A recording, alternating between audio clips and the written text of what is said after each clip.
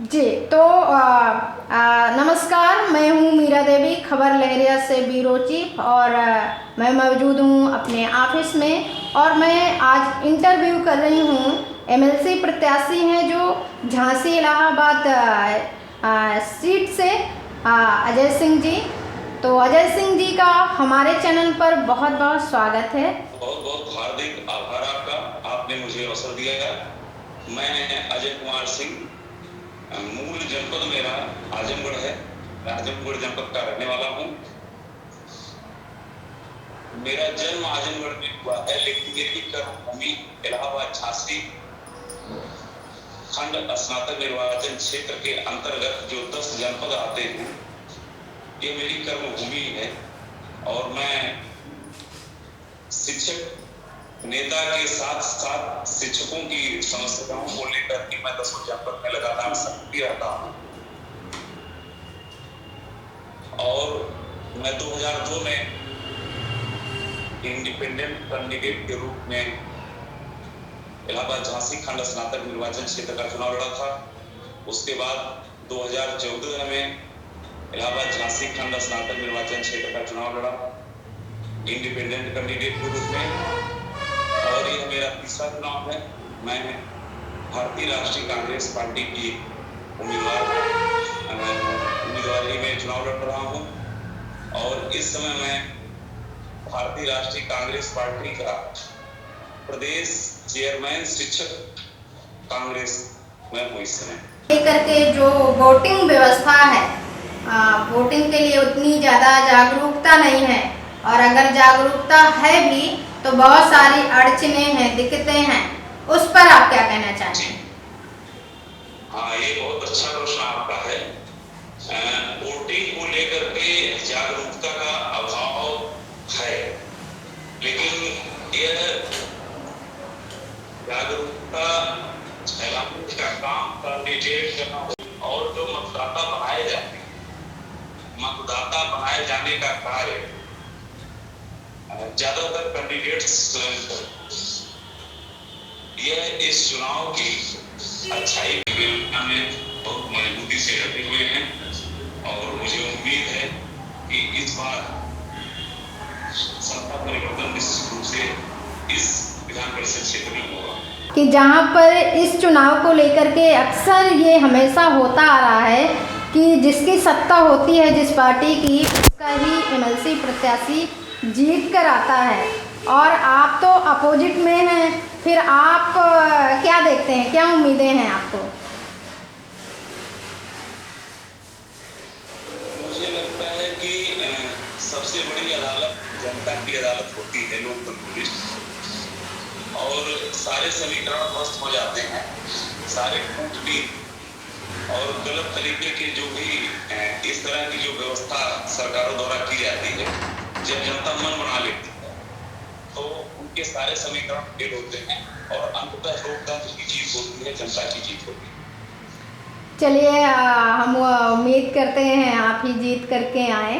और अगला सवाल ये है कि मान लीजिए आप जीत करके आ गए तो प्राथमिकता क्या होगी आपकी? मैंने आपसे पहले भी कहा कि मेरी प्राथमिकता में सबसे पहले पुरानी पेंशन बहाली का मुद्दा रहेगा, रोजगार का मुद्दा रहेगा, बेरोजगारों के साथ उनकी समस्याओं का मुद्दा मेरा रहेगा। उससे भी पहली प्राथमिकता बच्चियों की शिक्षा का होगा।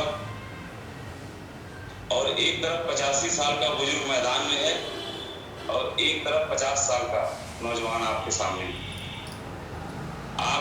हम चाहते हैं कि आप स्वयं जनता को बताइए कि जो चल फिर नहीं पा रहा उसे चुनना अच्छा है, या एक जो नौजवानों की समस्या को लेकर आगे बढ़ना चाहता है, जो बेरोजगारों की समस्या को लेकर आगे बढ़ना चाहता है, जो बहनों की समस्या को लेकर आगे बढ़ना चाहता है, उसके साथ लोगों को रहना चाहिए।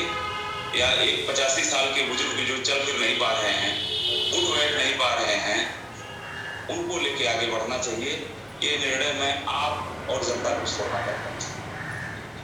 एक और मामला है जो बहुत दिन से फंसा हुआ है चूँकि आप शिक्षक हैं और शिक्षक नेता हैं, इतने दिन से आपका इस क्षेत्र में अनुभव है, इसलिए पूछना चाहूँगी कि जो 69,000 की भर्तियां हैं उस पर आपके क्या विचार हैं? देखिए, ये भर्तियां सरकार के द्वारा निश्चित रूप से अड़ंगा लगा करके रोका जा रहा है, क्योंकि अब चूंकि इसलिए हम कमेंट इसलिए नहीं करना चाहते कि यह मामला सब जुडिस कोर्ट में है, कोर्ट के आधार पर ही सारी नियुक्तियां हो रही हैं। सरकारें इतना इन्वॉल्व होती हैं इन नियुक्तियों में कि परीक्षाएं होने से पहले ही उसकी पेपर आउट हो रहे हैं। यह लोक सेवा आयोग की जो इतनी गंभीर परीक्षाएं होती हैं, एसडीएम तक के पेपर आउट हो जाते हैं। लोक सेवा आयोग से जो एसडीएम, डिप्टी एसपी या उससे तमाम उसके नीचे के तमाम पद हैं, आरटीओ के हैं, सब रजिस्ट्रार के हैं, इस तरह की जितनी भी परीक्षाएं हैं, जब लोक सेवा आयोग तक के पेपर आउट हो जा रहे हैं, यह शिक्षक से संबंधित जितनी परीक्षाएं होती हैं, सब इंस्पेक्टर की परीक्षाएं होती हैं, सारी परीक्षाओं के पेपर पहले ही आउट हो जाते हैं। तो निश्चित रूप से सरकार की मंशा पे कहीं ना कहीं प्रश्न चिन्ह है, और वह हम उन सब चीजों का समर्थन करना चाहेंगे कि जो छात्रों के हित से जुड़ी हुई बात, शिक्षा के मुद्दे हैं वो, और जो शिक्षा की व्यवस्था है वो क्या सुधर सकती है, इसमें सुधार हो सकता है? कभी इतने दिन के बाद चुनाव होते हैं, विधानसभा, लोकसभा, एमएलसी चुनाव हो रहे हैं, अब क्या ये व्यवस्था सुधरेगी?